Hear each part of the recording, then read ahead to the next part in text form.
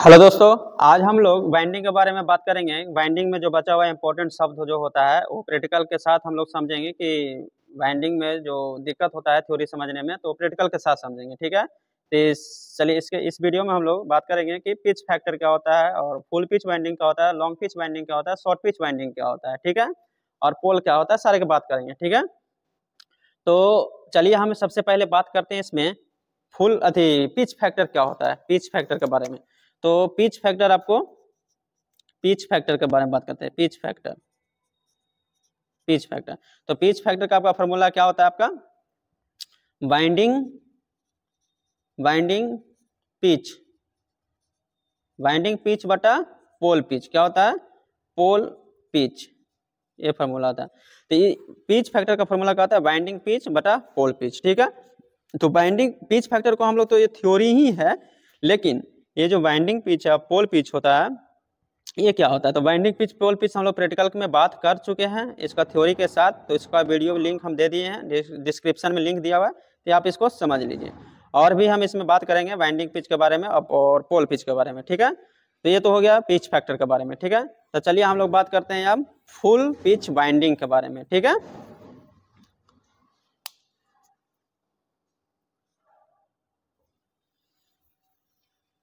तब हम लोग बात करते हैं फुल पिच बाइंडिंग। तब फुल पिच बाइंडिंग में सबसे पहले आप लोगों को समझना पड़ेगा क्या? बाइंडिंग पिच क्या?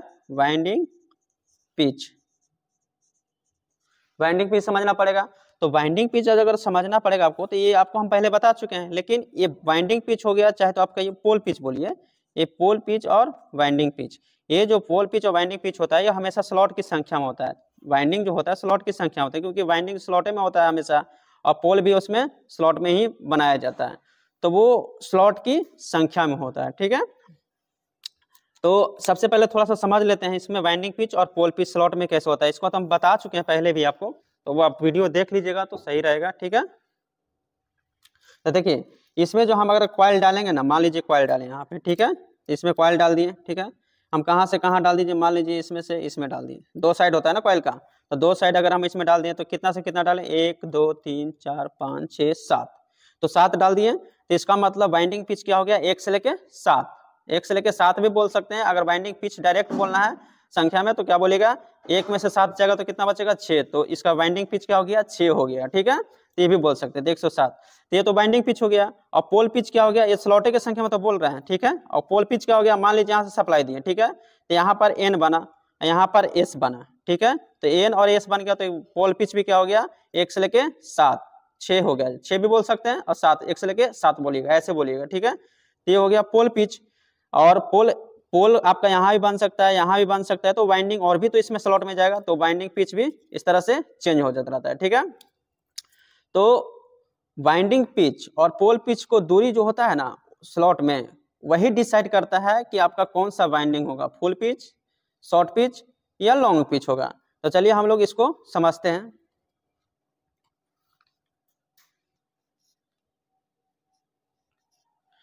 तो हम लोग इसको पहले स्लॉट बना लेते हैं, थ्योरी समझने में आसान होगा इसमें। ठीक है, तो स्लॉट बना लिए, 1 2 3 4 5 बना लेते हैं। ठीक है, इस तरह से बना लीजिए। ठीक है, 6 को हम स्लॉट बना दिए। स्लॉट कौन सा बना दिए? ये जो मोटर में होता है ना स्लॉट कटा हुआ, यही चीज हमको इसमें दिखा रहे हैं। ठीक है, तो मान लीजिए हम लोग यहाँ से करते हैं स्टार्ट, 1 से लेके ये पहला स्लॉट इसमें डाल दिए। ठीक है, 1 2 3 4 5 मान लीजिए यहाँ पर डाल दिए। ठीक है, 5 ये हो गया। यहाँ से बाइंडिंग डाल दिए, जैसे बाइंडिंग डालेंगे ना, तो 1 से लेके कहाँ डाल दिए? मान लीजिए 5 में डाल दिए, तो ये हो गया। आपको क्या हो गया? यहाँ से बाइंडिंग डाले है ना, तो क्या हो गया? Binding pitch. क्या हो गया? Binding pitch. शॉर्ट में हम लिख देते हैं WP। ठीक है, WP, ये बाइंडिंग पिच हो गया। अगर इसमें पोल जो होगा ना, आपको मान लीजिए पोल यहाँ पर N बना, ठीक है, यहाँ S बना, तो क्या हो गया? ये हो गया पोल पिच। तो ये भी तो स्लॉट की संख्या में ही हुआ।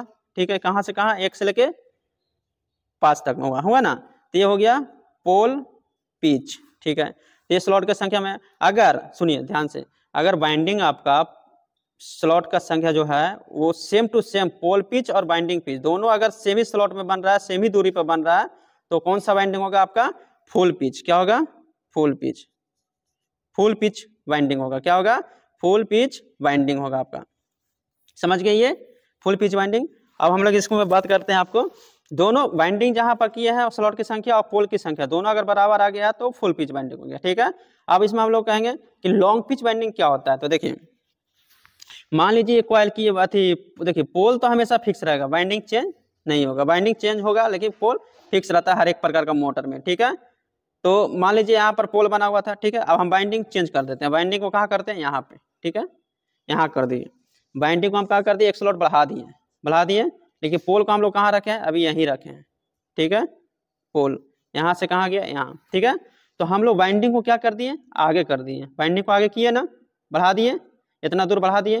तो पोल पिच से बाइंडिंग पिच अगर अधिक होता है, पोल पिच से बाइंडिंग पिच अधिक होता है तो कौन सा बाइंडिंग कहलाएगा, लॉन्ग पिच। क्या कहलाएगा, long pitch binding. Pole pitch से अगर बाइंडिंग जो किया हुआ है वो अधिक स्लॉट में हो जा रहा है।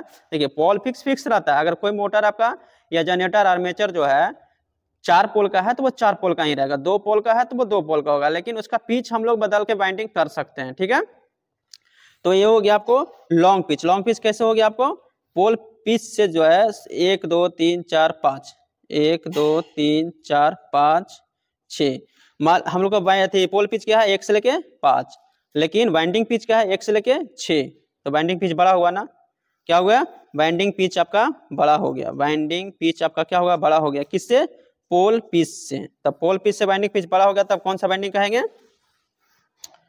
Long pitch binding. क्या कहेंगे, long pitch binding, long pitch binding बोलेंगे। ठीक है, लॉन्ग पिच बाइंडिंग बोलेंगे। ठीक है, लॉन्ग पिच बाइंडिंग बोलेंगे। ठीक है, अब हम रहा कि शॉर्ट पिच बाइंडिंग किससे कहेंगे। ठीक है, तब देखिए शॉर्ट पिच कहेंगे जब, देखिए ये बाइंडिंग जो था ना, बाइंडिंग फिर हटा देते हैं, बाइंडिंग जो हो जाएगा ना पोल पिच से छोटा हो गया, अब यहाँ आ जाइए ये। ठीक है, हमारा पोल क्या है, यहाँ से लेके 1 से लेके 5 तक, और लेकिन हम लोग बाइंडिंग पिच कहाँ कर दिए, इतना कम कर दिए। ठीक है, ये हो गया बाइंडिंग पिच। तो बाइंडिंग पिच क्या हुआ, 1 से लेके 4, लेकिन पोल पिच क्या 1 से 5, तो क्या हो गया, पोल पिच अब क्या हो गया, छोटा हो गया, बाइंडिंग पिच से क्या हो गया, पोल पिच छोटा हो गया,